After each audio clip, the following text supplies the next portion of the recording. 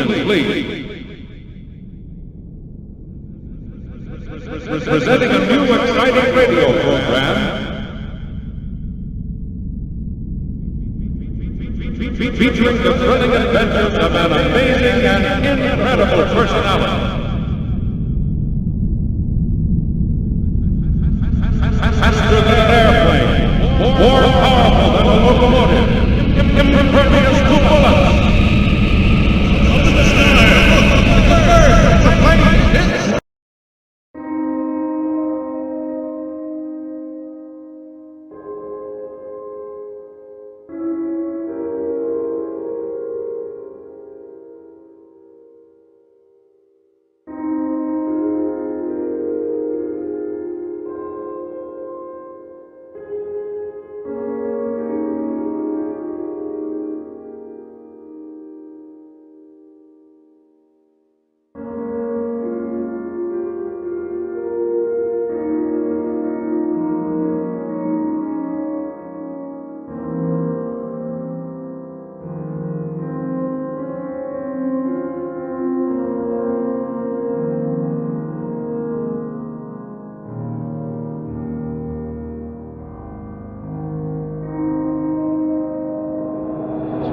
Once upon a time, a woman woke up on the moon.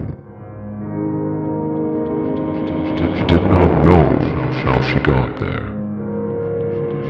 She did not even remember her name. All she knew was that she was the queen. And yet, she could not find her subjects. She searched and searched and searched, and yet she remained alone. Surely her subjects would soon return. When they did, she wanted to be ready. She would be a good queen, a fair queen. So she built a Lunarian city beneath the surface of the moon.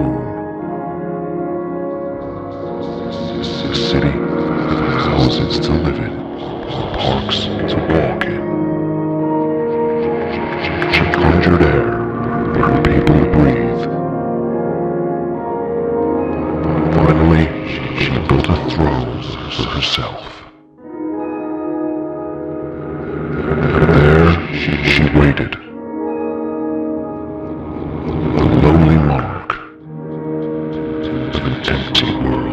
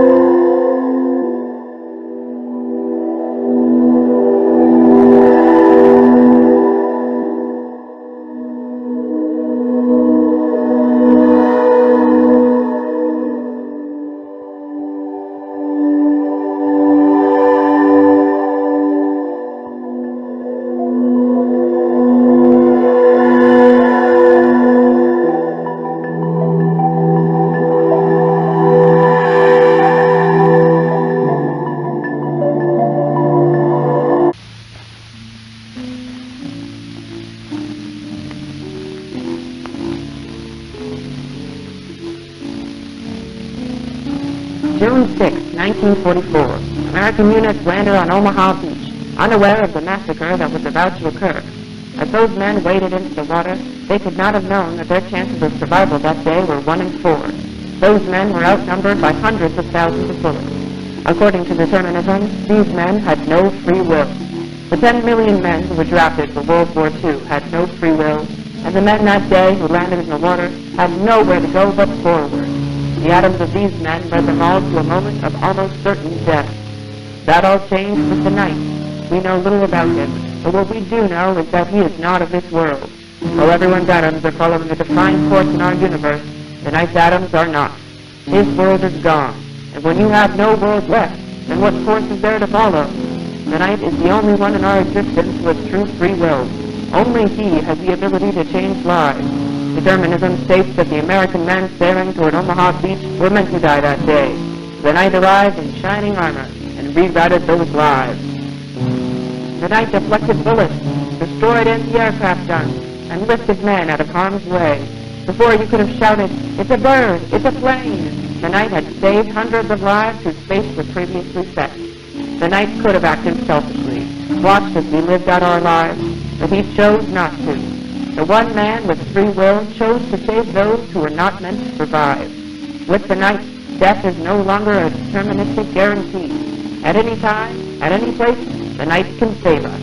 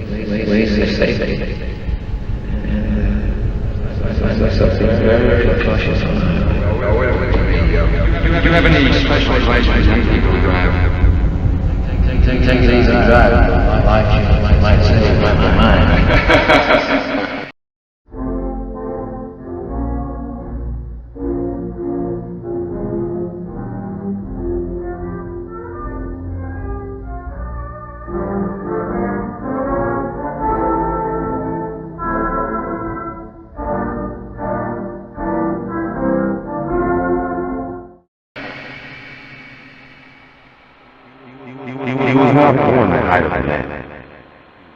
He was born much taller. Even as a child, he could stand over. However, he chooses to be the height of a man. Why? Because he thinks himself as a man.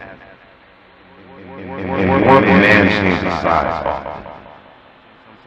Sometimes to protect us. Sometimes to hurt. Sometimes it's scary and humiliating. I believe one day that man will become a giant. Conquer us all.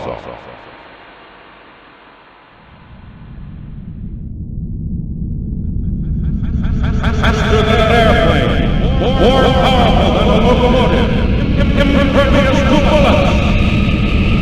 Up in the sky, look, the bird, the plane hits.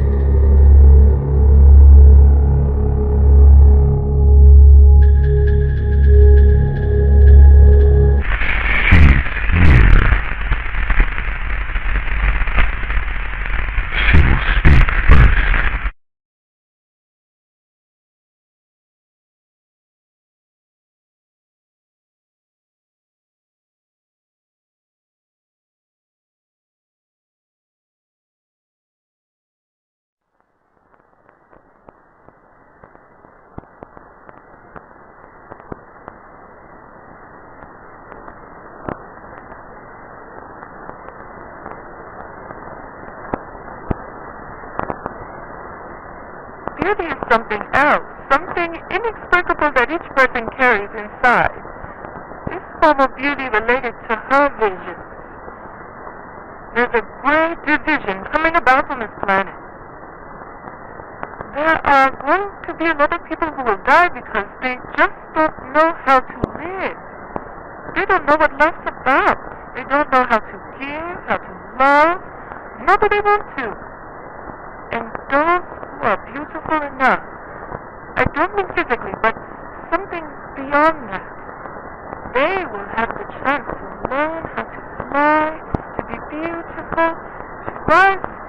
above the level of the normal human, to be superior beings first and eventually gods and goddesses. My God in heaven, there's air here. Ed, what the hell are you waiting for, man? Blast her!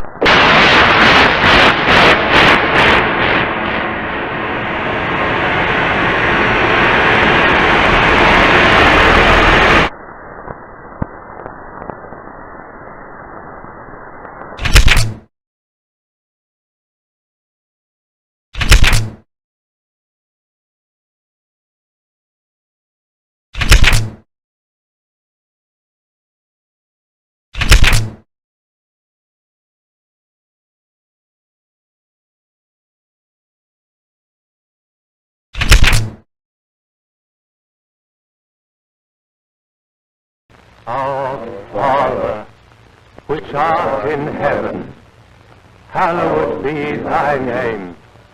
Thy kingdom come, thy will be done in earth as it is in heaven. Give us this day our daily bread, and forgive us our debts as we forgive our debtors. And lead us not into temptation, but deliver us from evil. For thine is the kingdom, and the power, and the glory, forever. Amen.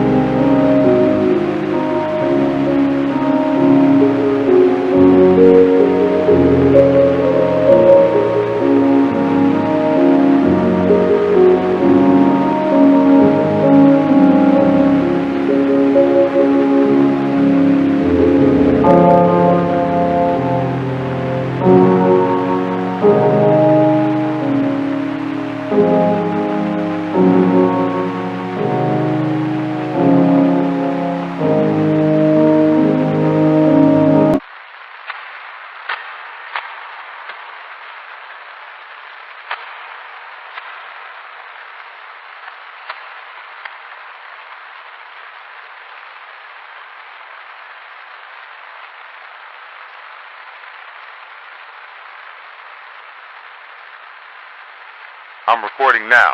Tell me everything.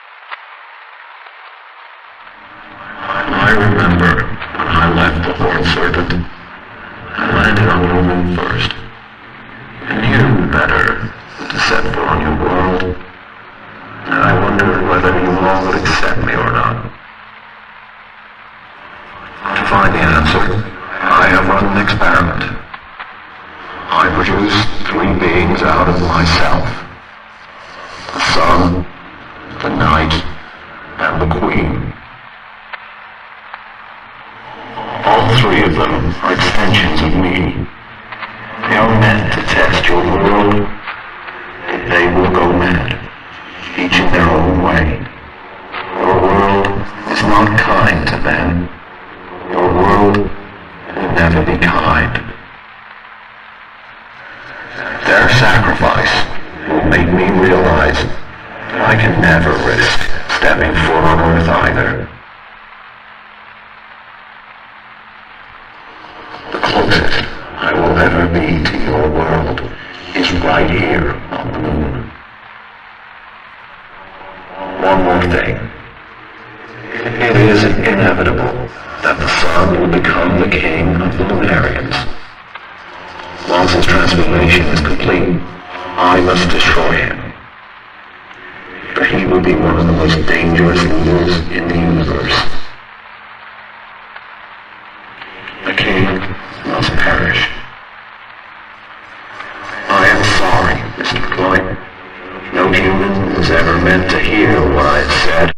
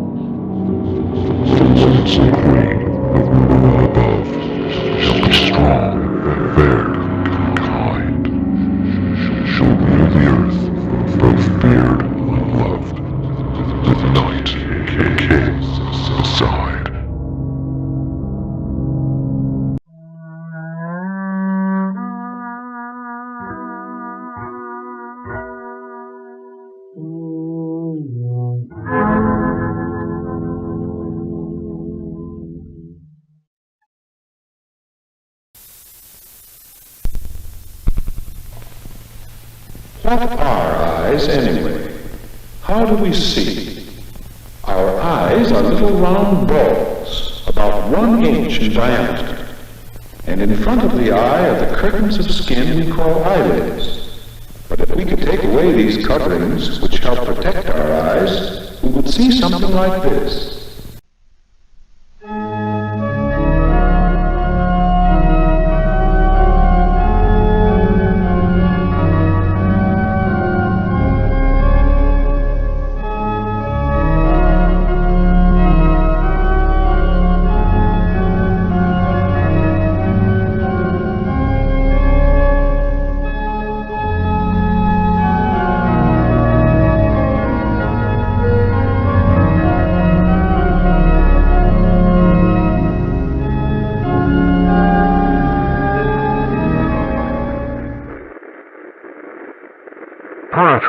Houston, can you read?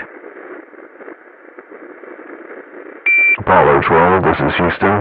Go ahead. We shot the Lunarian and recovered their eye. Copy that, Apollo 12. Have a safe takeoff. Over.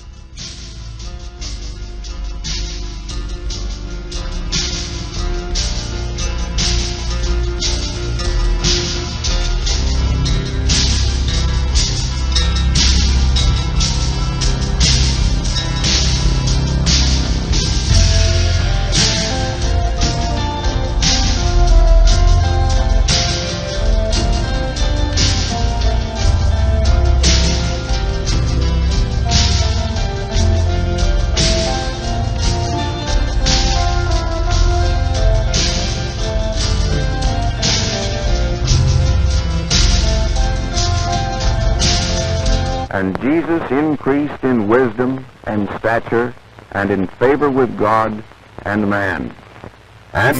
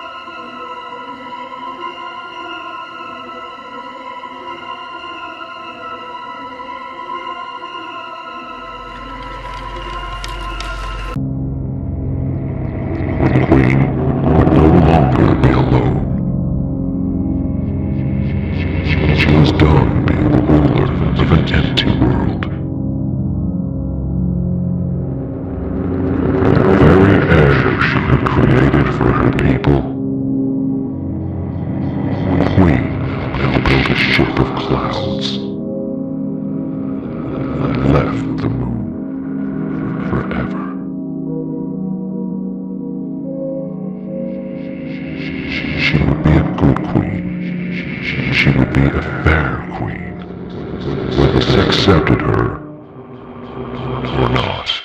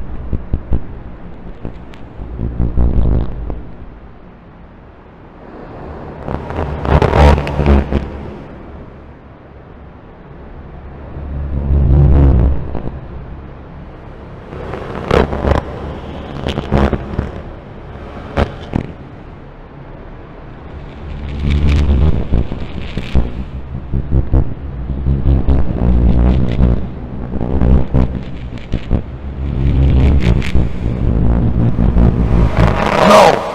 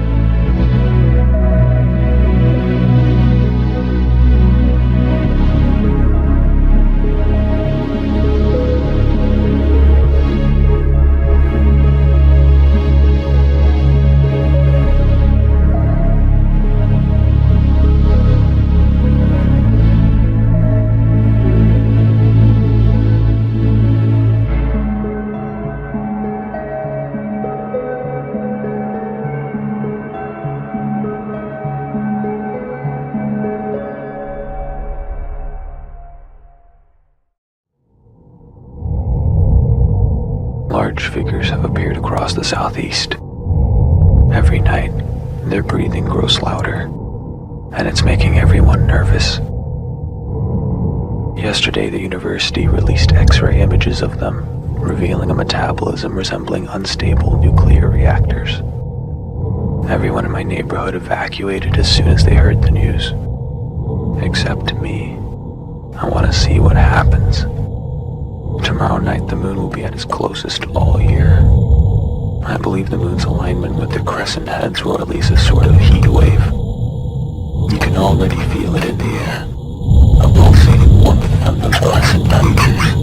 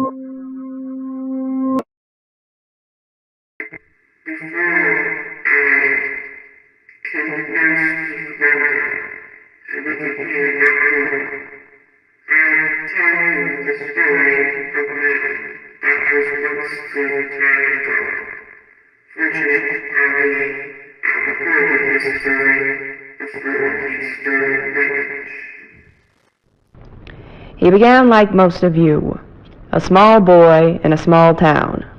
It was not an easy living. His parents were sharp like whips, and his classmates were sharper. The boy would get up every morning to clean his daddy's shop before going to school by himself. All by himself. On those long, lonely drives to school, the boy would think about his role in the universe. He liked to think his role was to help. Help not himself, but everyone around him. But in order to help everyone, he believed he first had to win, at any cost.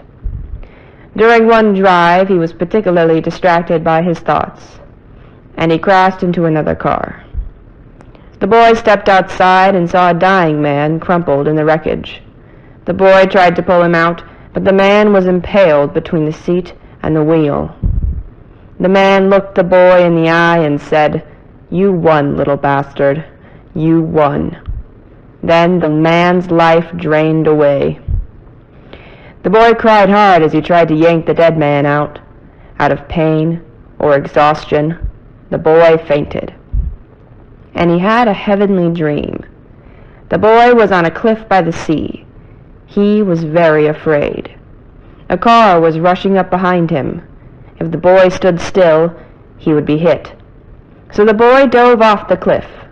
As he fell, faster and faster, he believed harder and harder.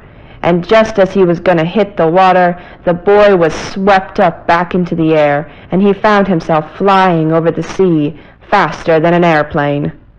When the boy woke in the street, he still believed.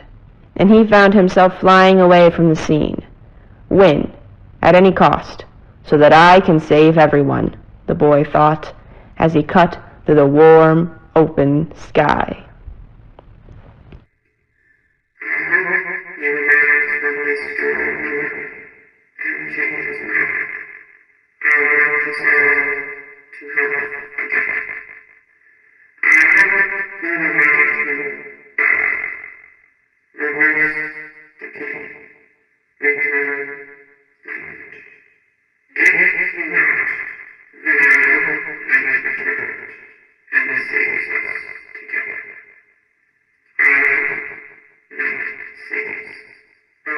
Oh my God!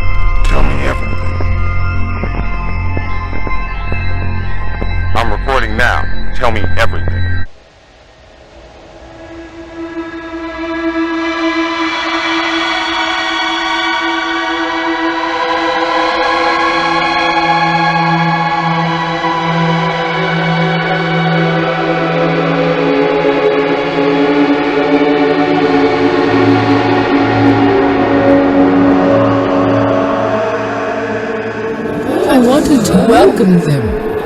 I wanted to welcome all humans to our kingdom. We all could have been great together. We could have all been peaceful. But my invitation was met with pain. A bright, burning pain. I should have known. Their entire world is built on inequality. Even their peace equation is an inequality. Night, you are now blind, deaf, and mute. You cannot taste or touch. As long as you stay on Earth, none of your senses will return. But you can get everything back. Our prophecy guarantees this. Join our kingdom and become a prince. Run alongside me. Rule with our king.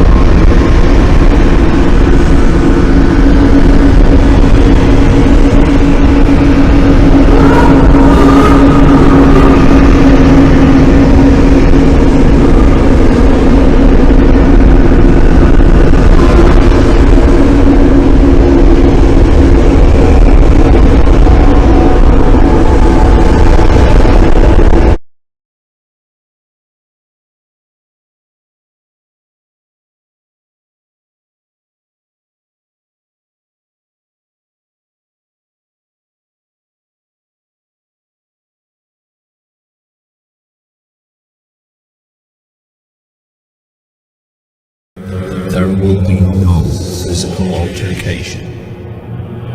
I will not bring about an end with that of my own world. The only way to destroy the Crescent King is to render him as fiction. The same way your mythology and urban legends to power from gods and monsters. You will have no authority once no one believes he is real. I must also render myself as fiction. I have involved myself too deeply. Like your world, I will be a necessary sacrifice. No one will feel pain. No one will be killed. This world will be fictionalized.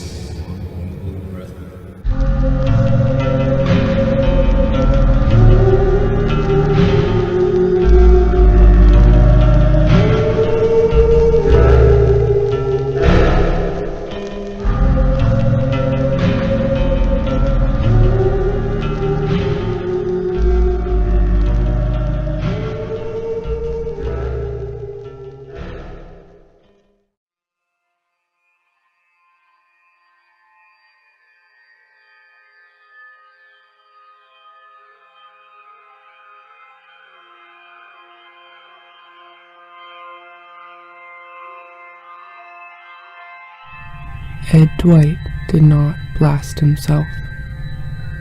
It was a cover story. It was Nixon who killed Ed Dwight. Nixon was no god. He was not even a man.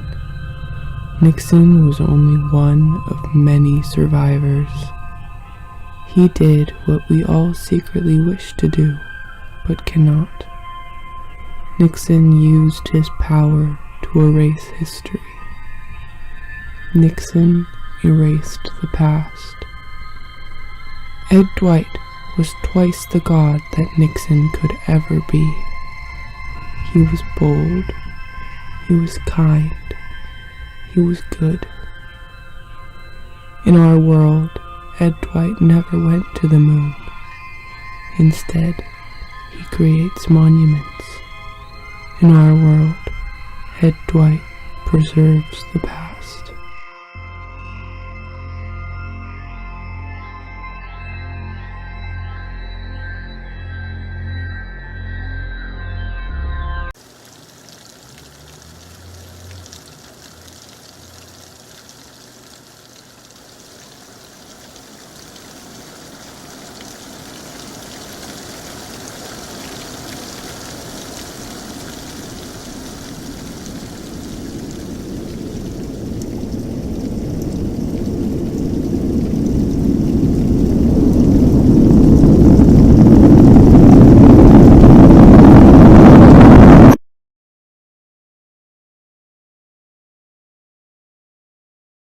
After the disappearance of renowned photographer William Stix, a formal investigation was launched. Stix's camera was then found near an abandoned gold mine containing this disturbing photograph. The detectives noted that the location was covered in hundreds of buffalo footprints. Although publicly dismissed as a stampede, it appeared that all was the product of only 7 hooves.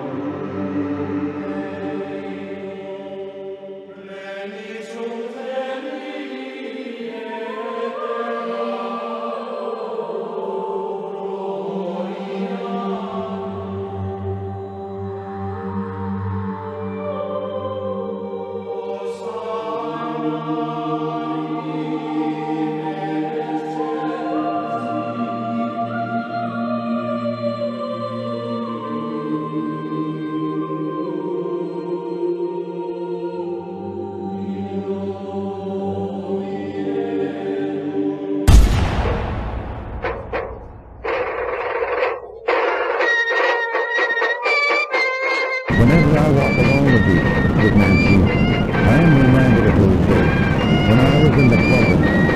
Well, it was good. We felt like one big happy family back then. Even though I was a young member, the man let me take a few shots. We had the most expensive house for the time. But his house was never bought. They took us with the Negroes, and some of the more seasoned members said they could have hold it to the Negroes. But I never saw it happen. We must be aimed at the windows, since if they hit the roof, it would be easier to see from the boat. Well, all I know is that those windows will be glass. Because we see glass windows like the sky. And we were very well from my time on the land. We never could figure out what those windows were made. Whenever we tried getting close to the house, could we step back? Picture a house taken one running back to it. It sounds silly, but I don't know how to describe it. It's how I remember it. While the house never received any damage, we get from all the sheep. There were bound to be nasty accidents from time to time. I left because of an accident. It was terrible. That is the American people to stop shooting the house. I know it's tempting, but no good can come of it. There are plenty of angels in every state. Demonstrate. After all, the house has not received a scratch in over 50 years.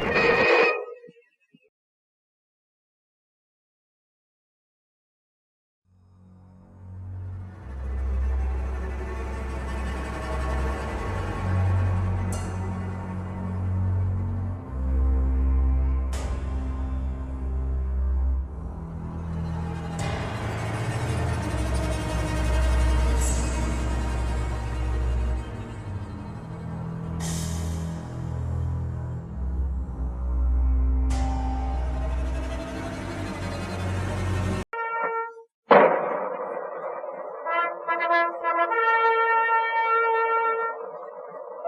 I walk along the beach with Nancy, I am reminded of those days when I was in the club. Well, with good will. We felt like one big happy family back then. Even though I was a young member, and they let me take a few shots. We had the newest, most expensive pilots for the town. Those houses never bought. They took everything we gave them. Some of the more seasoned members said they put a whole rookie in their roles. But I never saw it happen. We must the end of the window, since if they hit the bridge, it would be easier to see from the boat. Well, all I know is that those windows were to be glass. We kept to see glass windows like the sun. I knew it very well from my time on the ranch. We never could figure out what those windows were made. Whenever we tried getting close to the house, it would step back. Picture a house taken from the ground backwards. It sounds silly, but I don't know how to describe it. That's how I remember it. While the house never received any damage, we did from all the shit. There were bound to be nasty accidents from time to time. I left because of an accident. It was terrible. That is the American people.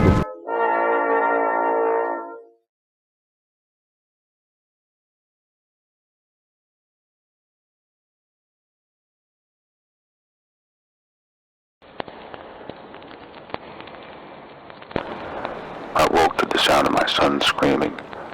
I quickly ran to the front yard and found him standing before an animal. It was a buffalo with lots of legs, like some giant cockroach. On the ground was its long black tongue, slowly inching toward our boots. It must have been using its tongue to feel its way around, because it had no eyes. Slowly I walked my son back to his bedroom. When I came back out, the animal was gone. It had left 144 footprints around my house. My son hasn't been the same ever since. He keeps his eyes closed and sticks his tongue out. Every night he draws a picture of the animal. He calls it the buffalo roach.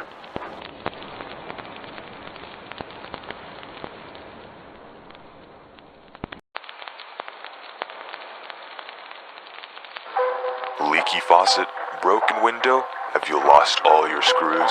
Well, fret no more. At Gein's Hardware Store, we have everything you need to fix your home. Check out our tapes, glues, glass, light bulbs, doorknobs, lawnmowers, sprinklers, chainsaws, and our wide selection of nails. I know what you might be thinking. You're just like the rest of them. Well, surprise. In the back of our store, we have our very own healthcare center, where our workers specialize in organic recovery. Oh no, did you accidentally run over Hogan with the lawnmower? Don't worry, bring him over to Gein's Hardware Store and we'll patch him right up in the back. But you might want to call him Patchy afterwards. Ha ha. Oh no, did your classmate move to another state?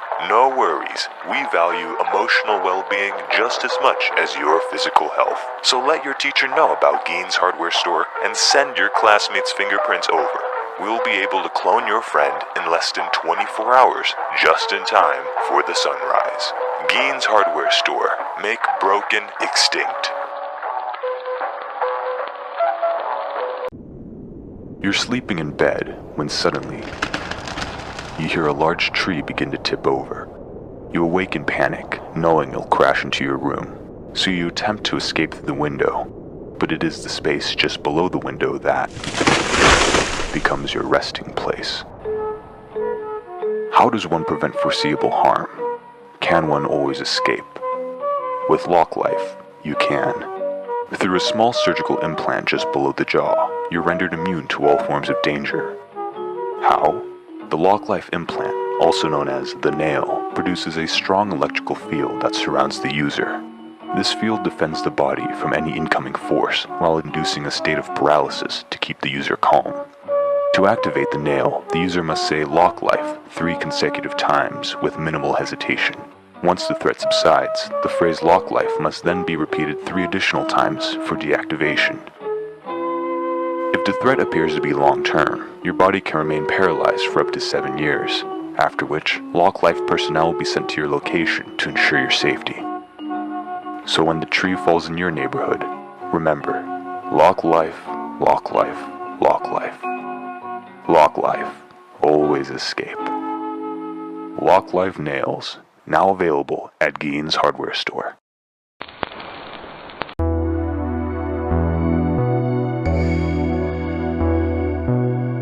The yellow man begins in an egg.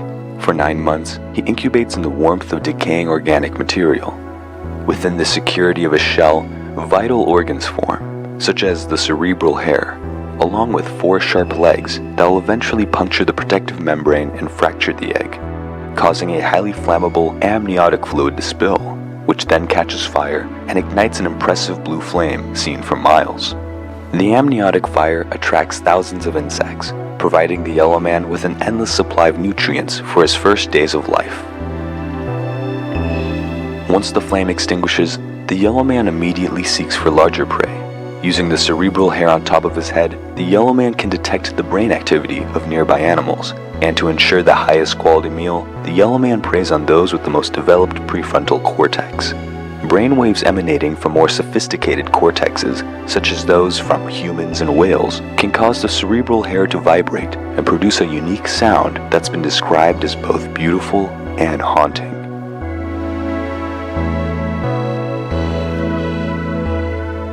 As time goes on, the cerebral hair wilts from the constant absorption of brainwaves. To compensate, his ears and limbs grow larger to assist with his hunts. The ears of Yellow Man are complex, with over 27 bones inside to process the quietest of sounds, such as heartbeats and blood flow. Once the Yellow Man hears a healthy prey item, he'll often sit still for several minutes to strategically plan his attack, thanks to the higher cognition achieved since infancy. While no 2 attacks by Stage 2 Yellow Men are alike, his extending forearms and sharp teeth are most commonly used to dismember prey. As the Yellow Man gains weight, his movements become slow and ungainly. The Yellow Man's hunts become less successful and are eventually entirely fruitless. The reduced mobility causes the Yellow Man to lose his top 2 legs, and in their place, long fibers grow. Like the cerebral hair in Stage 1, the fibers detect and absorb brainwaves from nearby organisms. Additionally, they send out dangerous signals that disrupt normal cognitive function, inducing a form of hypnosis, including amnesia and complete loss of muscle function. Once an animal is paralyzed, the Yellow Man will place his fibers over its body, and for the next 12 hours, the fibers absorb all organic material, leaving the animal as an empty shell of its past self. Unable to move under the weight of his overgrown fibers, the Yellow Man becomes completely immobile. He effectively loses his appetite and simply waits for his cognitive energy to be fully depleted.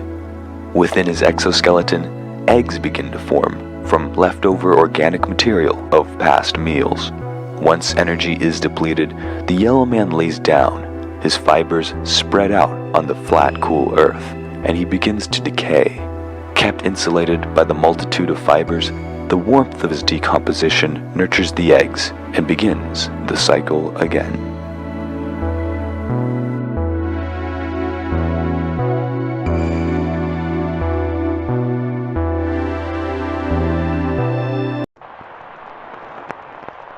Grandpa always liked swords.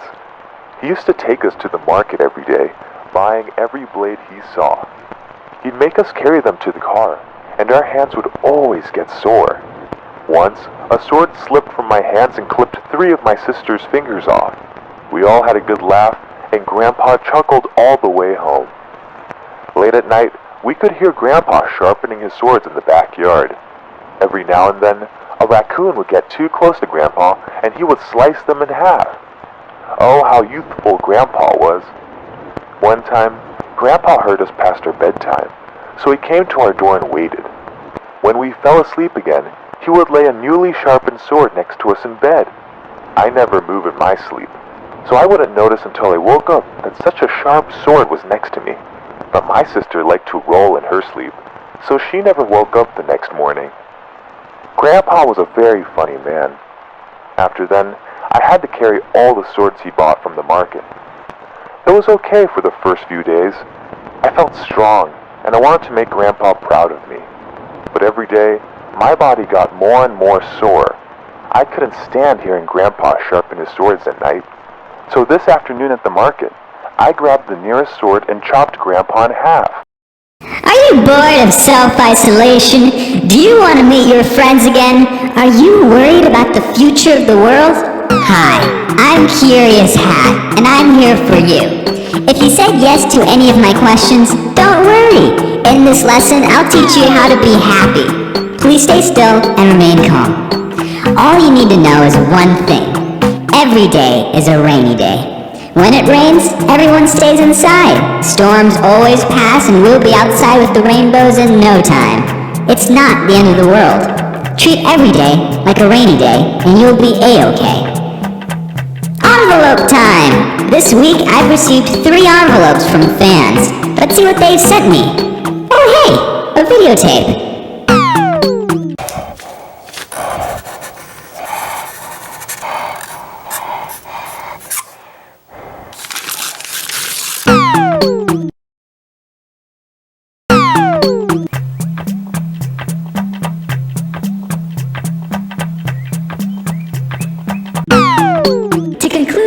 We'll be sending a seashell to all our viewers. We know you miss the ocean, but by tomorrow, you'll be able to listen to the waves every night. I'm Curious Hat, and as always, stay curious.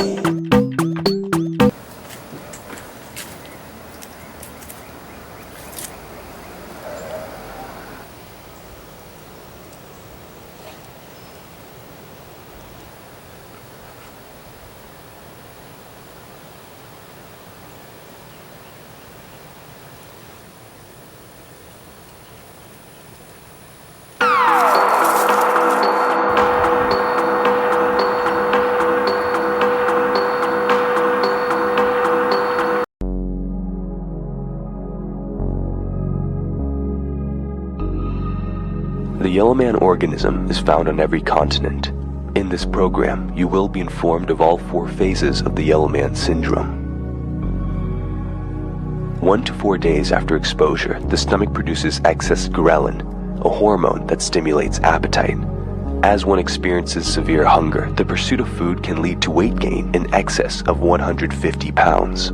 To adjust for the rapid intake of material, the stomach and intestines expand up to 4 times their original diameter. The sudden growth is painful, and the victim will undergo drastic mood swings, cycling between agitation, depression, and mania. The brain attempts to reconcile the unpredictable changes in mood. However, the production of more hormones leads to headaches and heightens feelings of frustration. 4 to 8 days after exposure, pointed hairs begin to grow from the skeleton. The hairs slowly puncture the epidermis, resulting in a sharp pain throughout the body. During this stage, the individual refrains from wearing clothes and sitting down, as contact with the hairs causes substantial pain. The hairs are a sensory adaptation, able to detect external stimuli such as light, sound, and even pheromones. Once they breach the skin, a massive flow of sensory information overloads the brain, resulting in visual and auditory hallucinations. Severe confusion replaces the mood swings of Phase 1. 8 to 12 days after exposure, the skeletal hairs protrude up to 48 inches. Disorientation diminishes as the brain processes the sensory load. As the individual adjusts to the flow of stimuli, they enter a euphoric state.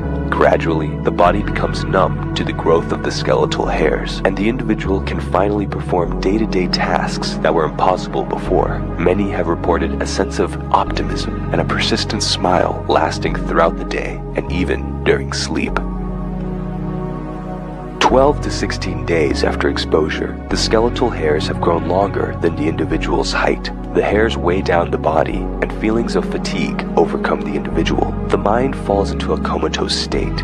Some studies have detected brain activity similar to REM waves, though eye movement is absent. Muscles and bone begin to liquefy as the hairs obscure the entire body. The ensuing decay releases a dopamine spray into the air that attracts nearby individuals up to a mile away. As they are exposed, they too begin to display symptoms of phase 1 within 48 hours.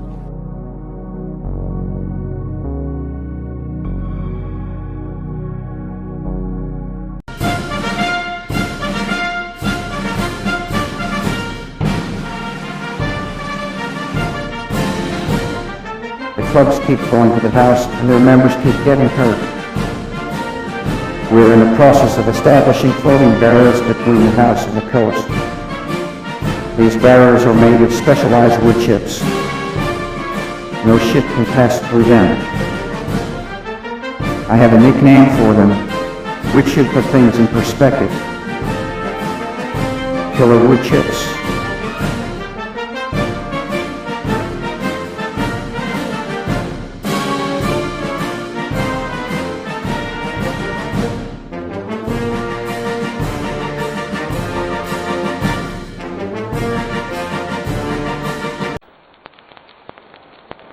Everyone has their favorite spoon.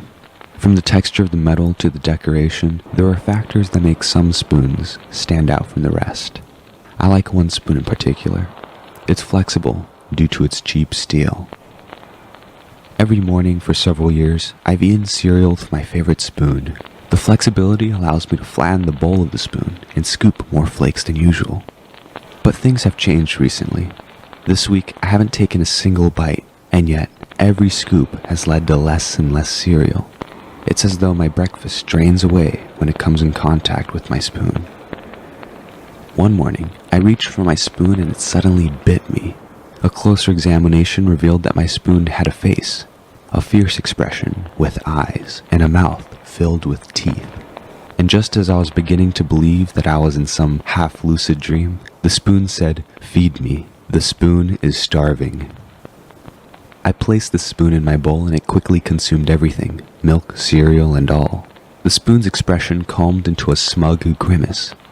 I was furious. Day after day, my favorite spoon ate my cereal. After 6 boxes, there was no more, and the spoon displayed an extremely aggressive expression. Just as I attempted to put the spoon back into the utensils drawer, it twisted around my hand and tightened, causing tremendous pain. So excruciating that I was brought to my knees, and my favorite spoon exclaimed, "Drive me, the spoon is starving." I drove to the grocery store to purchase more cereal. As I steered the wheel, the spoon was tight on my hand. I could feel pins and needles throughout the entire drive as the blood drained. Once I arrived in the cereal aisle, the spoon loosened its grip and continued to loosen as I filled my shopping cart with cereal boxes and gallons of milk. At the cash register, the cashier mistook the spoon around my hand as jewelry and asked where I bought it. I could not offer an explanation. My favorite spoon ate non-stop that day. As it feasted, I devised a plan. By trapping the spoon in the oven, the heat would possibly melt it and end its binging. Without a second thought, I opened the oven and grabbed the spoon, tossing it in before shutting the door. Once I set the highest setting, I stood in the backyard and waited. My house was eventually on fire. I was thrilled at the idea that I had killed the spoon. However, the spoon suddenly jumped from the wreckage and wrapped itself around my hand, and I fainted from the burning pain. The last words I ever heard were, "Feed me. The spoon is starving."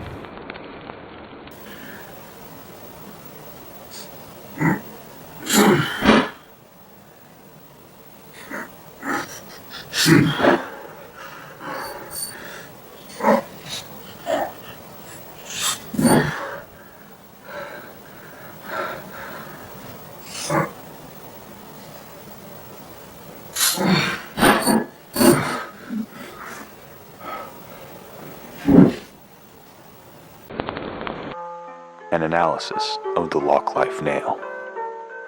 At first glance, the lock-life nail appears to be a harmless, inanimate device. However, due to the concerns of our friends and family, we've produced a truthful, uncensored analysis of the nail's anatomy. The surface is comprised of a metallic alloy, invulnerable to heat, sound, and blunt force. It also includes small sharp hairs to ensure that it stays in place under the skin. Below the surface is a myriad of structures, including multiple sets of intestines stretching for most of the nail's length. At its base are a collection of stem cells, as well as a developing fetus. In conclusion, the lock-life nail is an organism. It can create children of its own, just like you and I.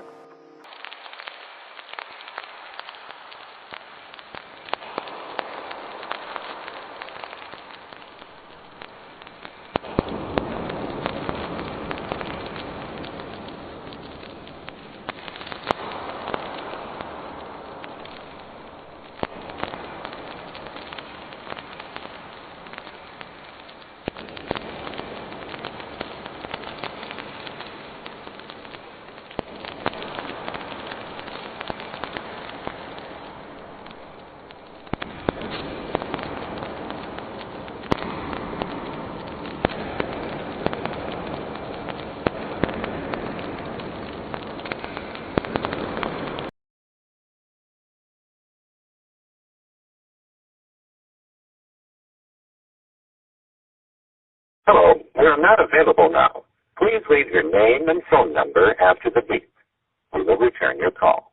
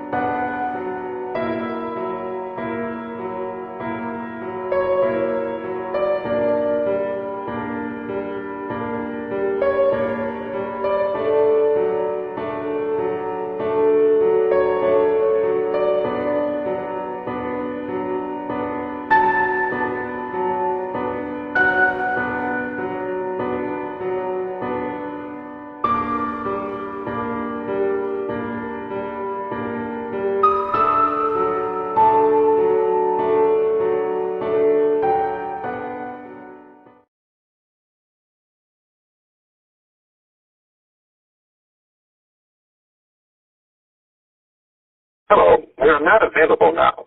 Please leave your name and phone number after the beep. We will return your call.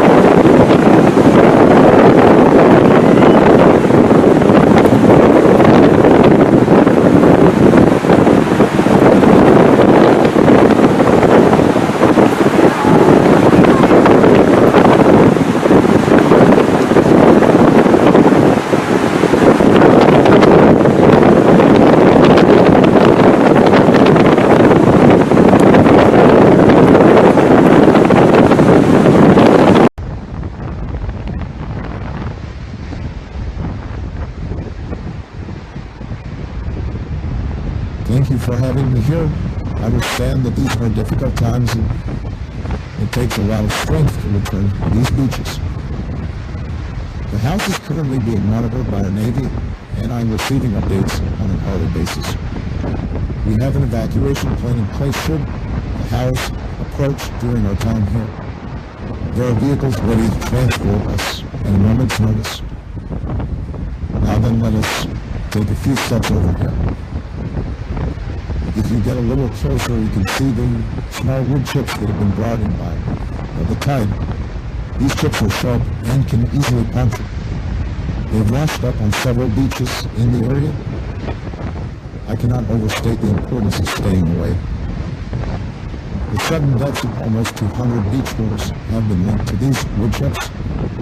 Once they enter the bloodstream, the health of these victims deteriorates rapidly over the course of a few days. These chips are not made of normal wood and should be treated as carefully as you would treat a nest of fires. Luckily, only ones here on the beach have been temporarily neutralized by troops on the ground, so they're safe to touch. But we have not found a permanent solution, and tens of thousands will continue to arrive on our beaches. I recommend that everyone stay far away from the shore and sweep your porches daily to make sure no chips have made it deeper. We are in the process of establishing cleanup teams who can properly dispose of any chips which have been found inland. But in the meantime, I suggest that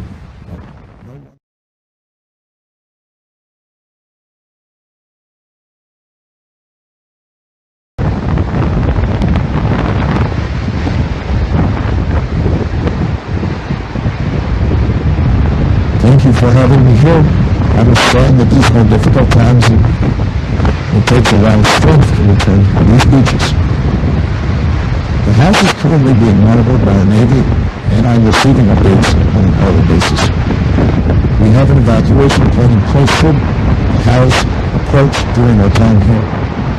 There are vehicles ready to transport us at a moment's notice. Now then, let us take a few steps over here. If you get a little closer, you can see the small wood chips that have been brought in by the tide. These chips are sharp and can easily puncture. They've washed up on several beaches in the area. I cannot overstate the importance of staying away. The sudden deaths of almost 200 beachgoers have been linked to these wood chips. Once they enter the bloodstream, the health of these victims deteriorates rapidly over the course of a few days. These chips are not made of normal wood and should be treated as carefully as you would treat a nest of fires. Luckily, only ones here on the beach have been temporarily neutralized by troops on the ground, so they're safe to touch. But we have not found a permanent solution, and tens of thousands will continue to arrive on our beaches. I recommend that everyone stay far away from the shore and sweep your porches daily to make sure no chips have made it deeper. We are in the process of establishing cleanup teams who can properly dispose of any chips which have been found inland. But in the meantime, I suggest that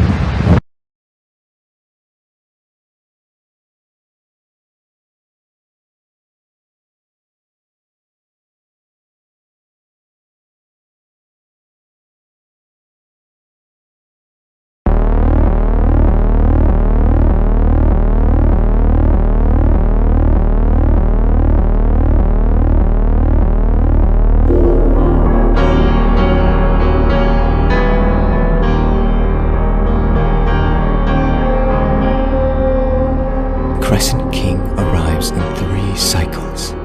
You are his container. There's a new planet in the sky, but nobody sees it except for me. It can't even be photographed. The planet has a special frequency that only I can hear. At night, it's so strong that it shakes the walls. I soon realized that it was sending messages through the vibrations, trembling the ink into an alphabet. A series of letters that made no sense until today.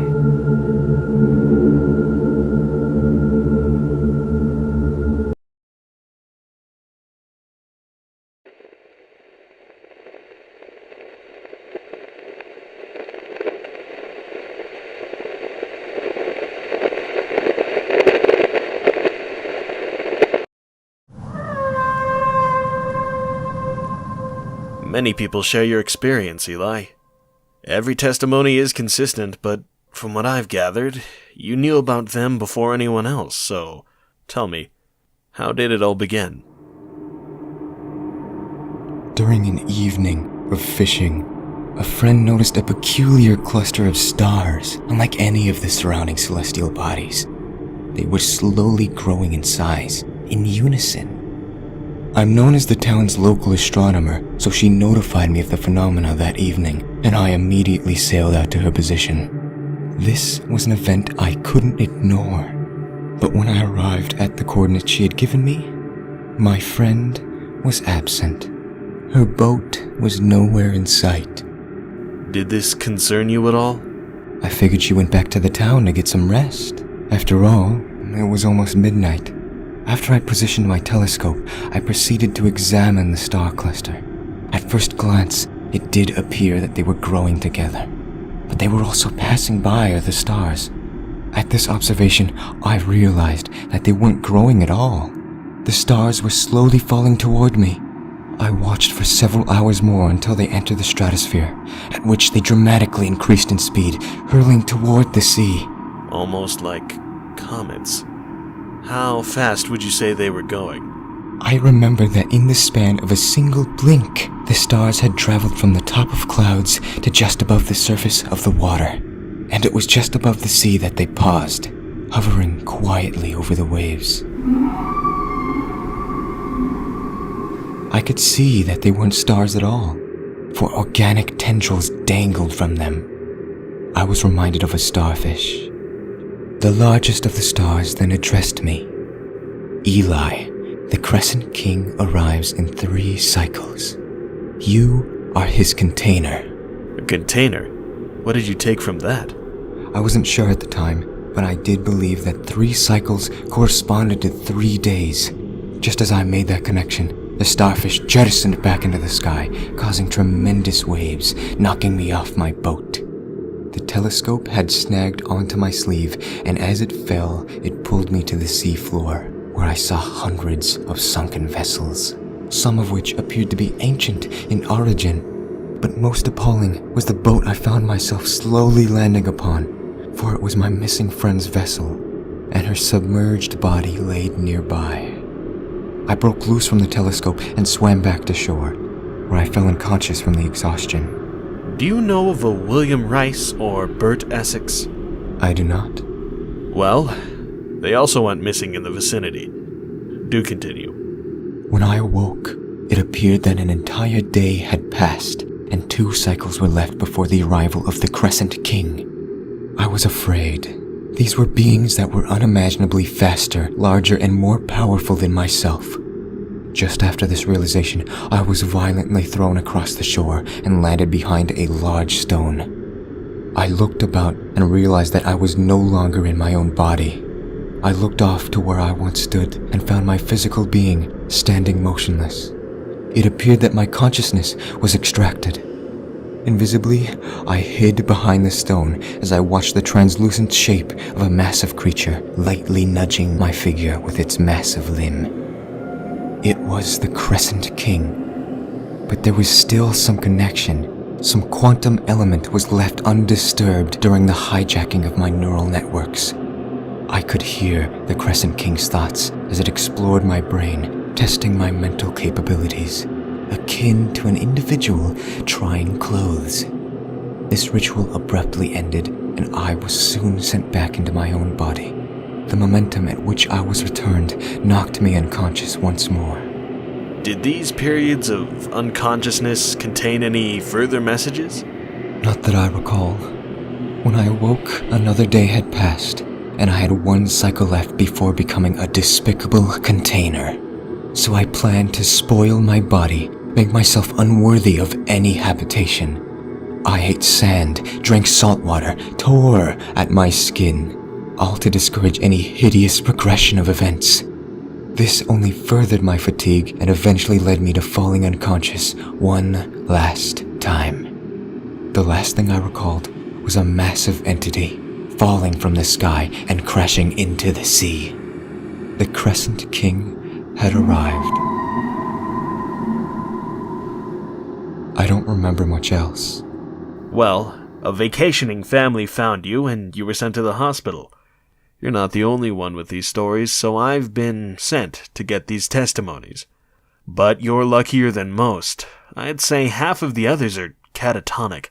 A few cases got into the headlines and threw the whole East Coast into a panic. That's good. Good, huh? That's a funny way of putting it.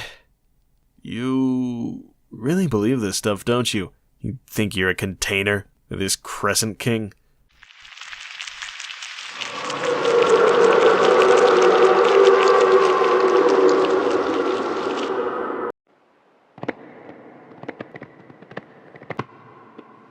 Something unnatural lives in the walls of my house.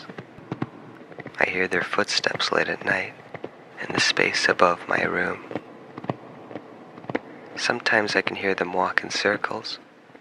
Other times their footsteps are fast and chaotic, like a violent prisoner going insane in solitary confinement.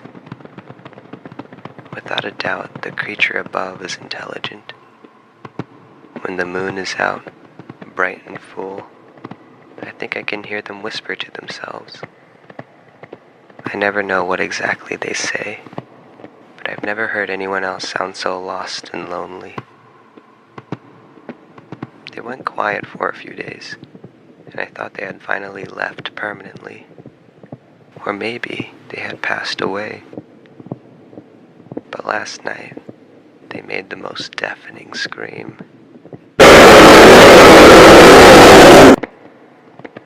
The next morning, I found they had burst out of the ceiling. I went into my room that afternoon, and I saw it sitting on my bed.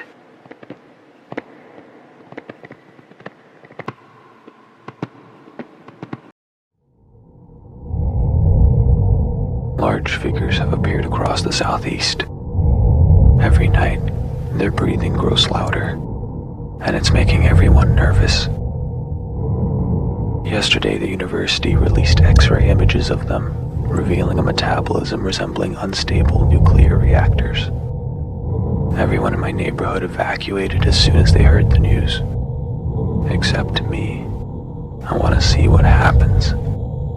Tomorrow night, the moon will be at its closest all year. I believe the moon's alignment with the crescent heads will release a sort of heat wave.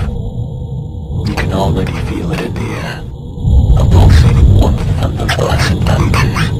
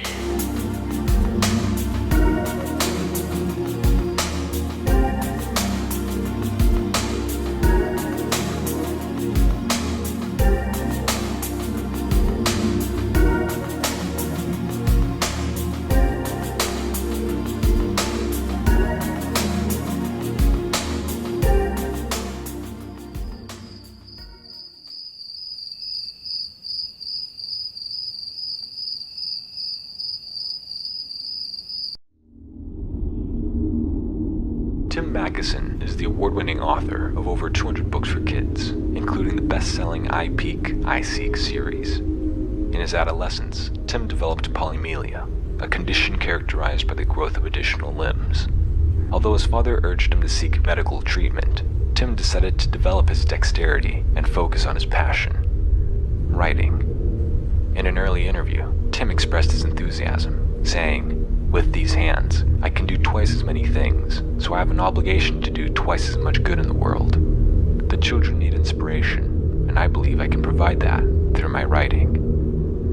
Early on, he realized that this extra pair of hands enabled him to write much faster than the average person, and by the time he graduated at the University of Florida in 1978, Tim had written over 40 books. Unlike other authors, his work utilizes visual stimulation and subliminal imagery to promote brain growth in adolescence. In a controlled study by the PYI, Perfect You Initiative, readers of his were shown to have greater levels of spatial awareness.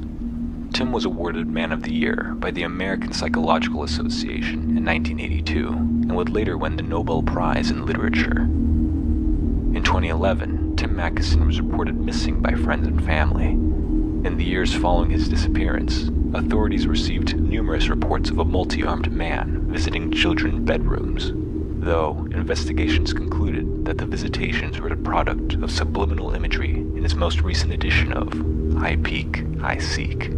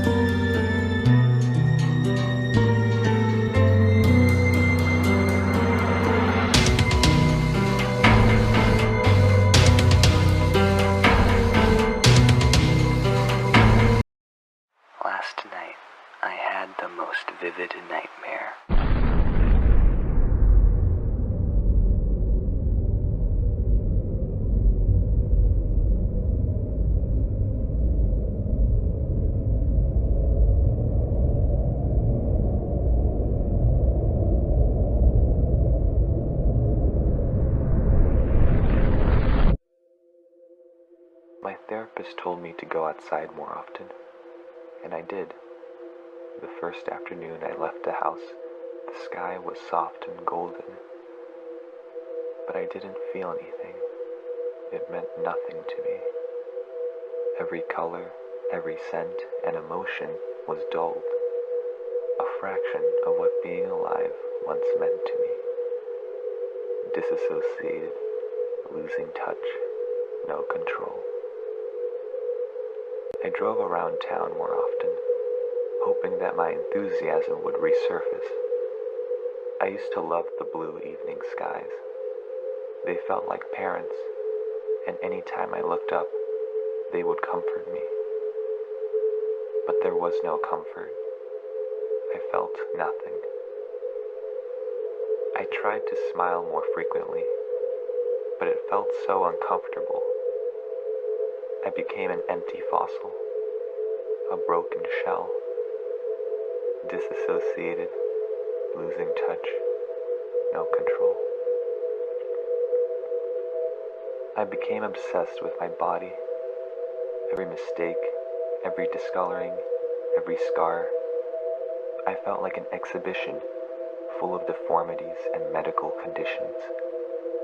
Some days, I felt as though everyone were watching me. I was universally hated, disassociated, losing touch, no control. I went outside again. Pain throbbed in my head. I needed release, so I tore apart the brightest flower in the field.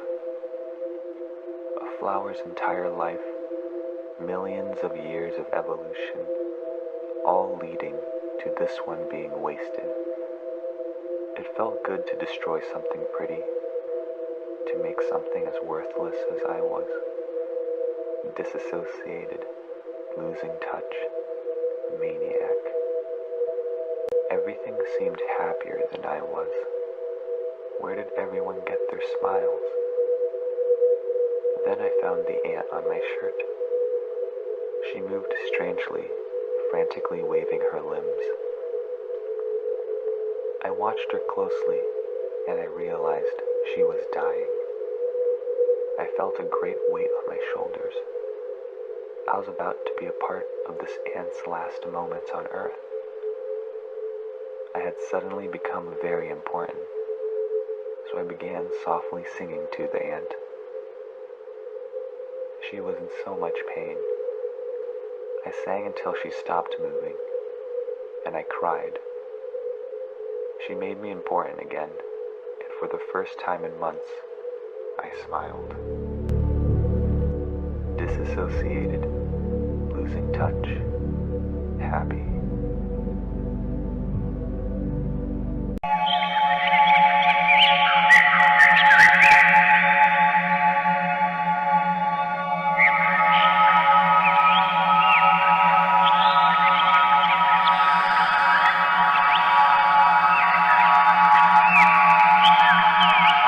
Welcome to our institution.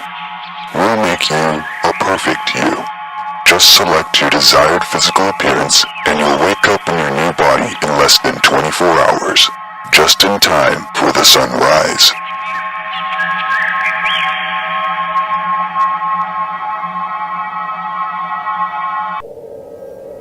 I had seen the advertisement everywhere. Social media had spread its message across the world. A new program to make everyone perfect, to end body dysmorphia and effectively unify our minds and bodies. We would all be one with ourselves, with perfect anatomies. No split personalities, no anorexia. Just you, a perfect you. For all my life I've wanted a new body. Too much fat here, too many ribs there. I've always felt like a clay sculpture knocked off a desk. Perfect You was enticing. It was brilliant. So I registered with the program and activated my free trial.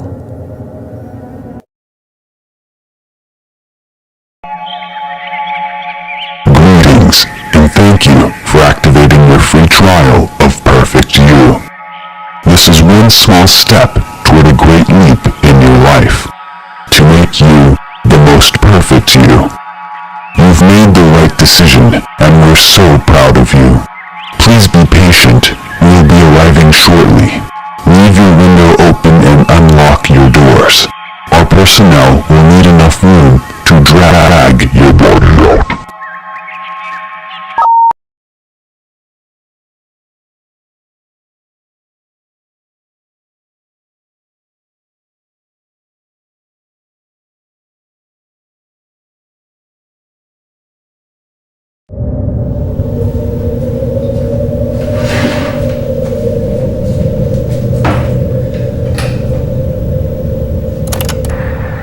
July 25th, 2018. The phone rang over 100 times tonight, yet they haven't used the same number twice. It looks like they're using telephones from around the world, mostly from Mesopotamia. But there are no phones in Mesopotamia. There is no Mesopotamia. I'm not insane. I am not a lunatic. It told me its name is Lamashtu. It told me to watch for the trees. It told me its name is Lamashtu.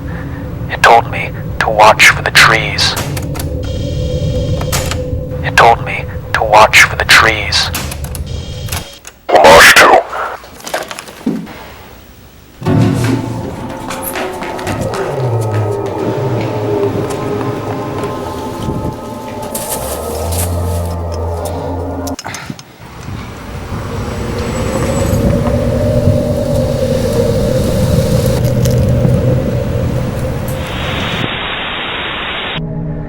July 25th, 2018. The phone rang over 100 times tonight, yet they haven't used the same number twice.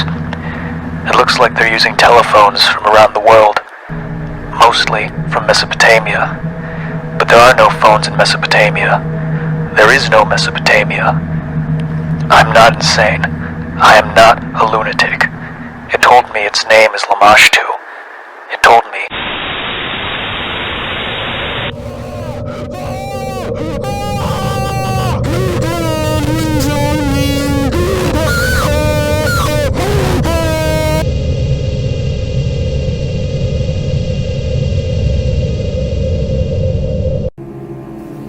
No one can explain my behavior. Not even I. My doctors told me to journal my feelings, and now I can't stop. They think there may be parasites in my skull, which accounts for the strange visions I've been having every night.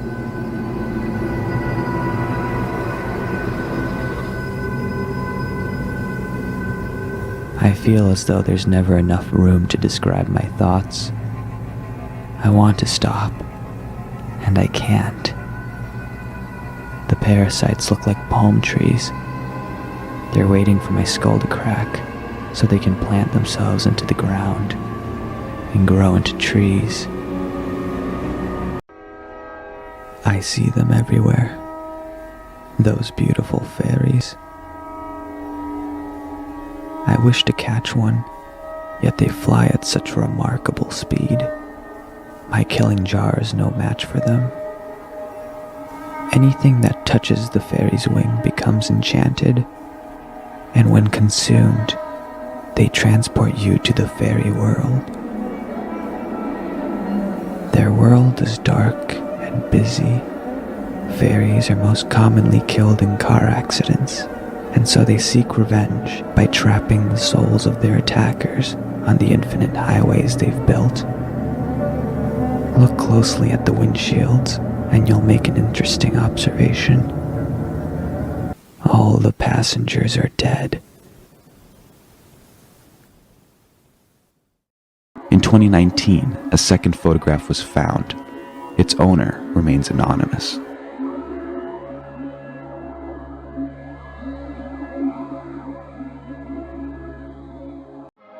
My name's Milo and I love going outside. People could tell from an early age since I'd always sit by the door waiting for it to open. Once it did, I'd have the biggest smile on my face and I'd run around, dance, lay in the grass, bathe in the warm sunlight. I like to live in the moment, something none of my friends really understand. But it's such a simple thing, and I don't think I could be any happier. My favorite things to do outside include games of tag, hide and seek, but most of all, bicycling. I feel so free on a bicycle, like nothing can stop me. It's just me and my bike going places together. It's all so perfect, the trees, the wind, the birds, even the sound of my bicycle chain makes me happy. I love going outside.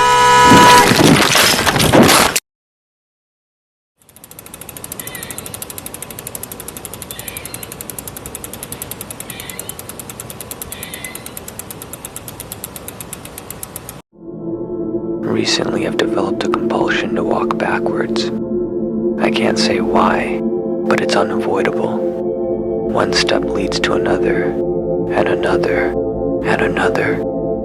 There is no medical term, though further research revealed that there were a wave of backward walkers in the late 1940s. Physicians attributed the afflictions to the stress of World War II. August of 45 had over 200 cases, the month of Hiroshima. I suppose the stress could be the result of the pandemic, but I can't help but wonder, when will I begin to move forward?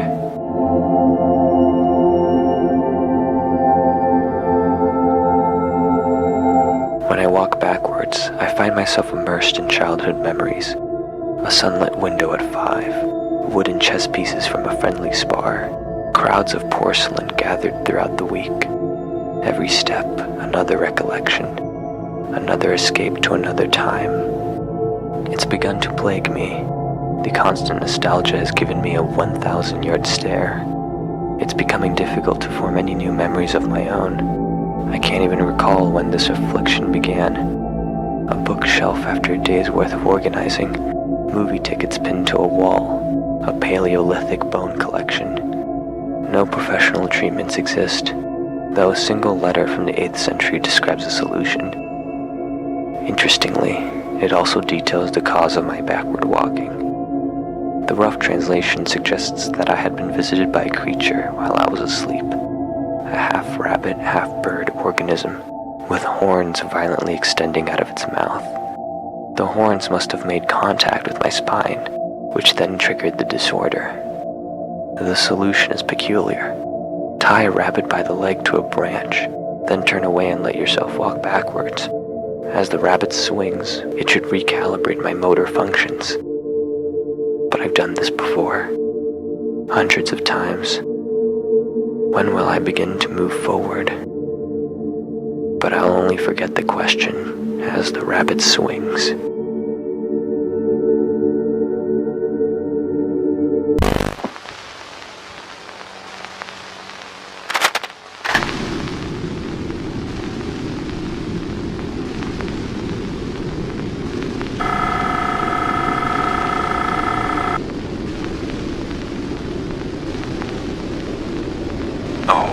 I'm Marco Cosmo, the animated host of all space-related live feeds.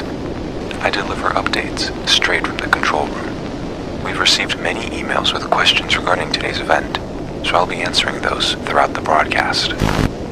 For those just tuning in, you're watching live footage of a black hole. This one's named Cronus, after the Greek god of time. The orange speck of light in the middle of your screen is the superheated material surrounding Cronus, also known as the accretion disk. The actual black hole is featureless to the naked eye, as it pulls in all light that's crossed its event horizon.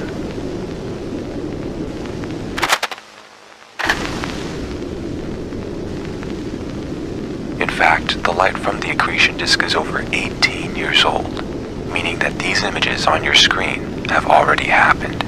It's just taken the light almost 2 decades to reach your cameras. By the time this broadcast has reached you, the actual cameras have likely stopped recording, since the astronauts are over 25 light years from home.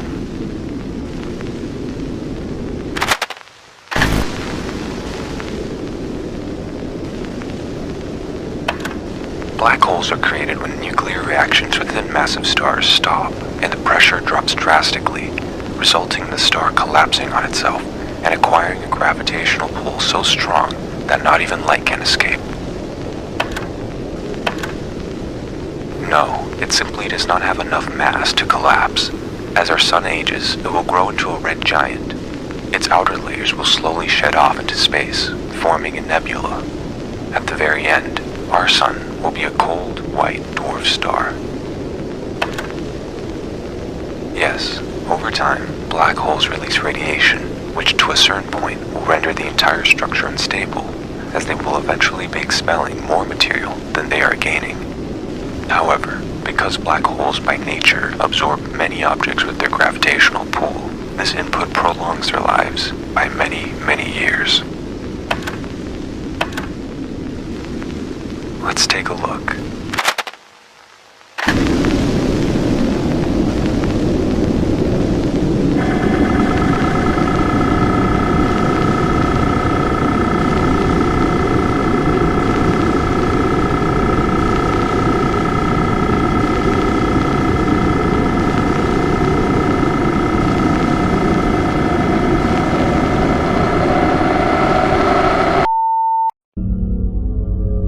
That's Chase, the wandering robot.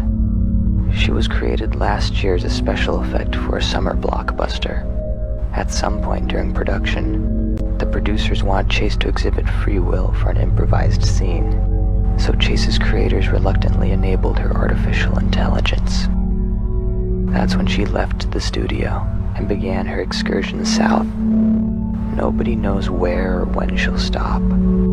Her creators claim to have no power over her. Towns on her predicted trajectory celebrate her arrival, cheering Chase on as she passes by. I've been tasked by the Department of Defense to organize a video that'll convince Chase to return to the studio. The finished video will eventually be uploaded to her mind and played on an infinite loop. I know it won't work. She's already adding stars to our sky.